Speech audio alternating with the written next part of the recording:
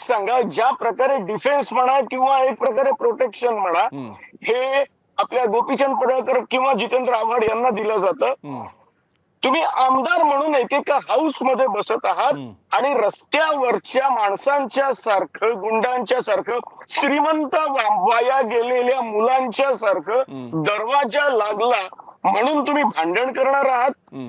आता जो घोषणांचा प्रश्न येतो, या मंगळसूत्र चोरांचं वगैरे वगैरे, हो. मला असं वाटतं काही दिवसांच्या पासून या सेशनला काय याच्याही आधी एक प्रकार पाहतोय. हं.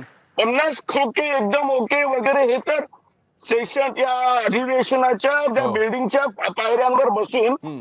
या तीनही पक्षांचे आमदार या घोषणा देतात. हो. परवा एकदा असा एक सीन आलेला होता की जेव्हा मर्सिडीज ओके हो. असं आदित्य ठाकरे म्हणाले हो. आणि त्याच वेळेला नीलम गोऱ्हे उपसभापती चाललेल्या होत्या, हो. त्यांनी लगेच वळून पाहिलं. हं.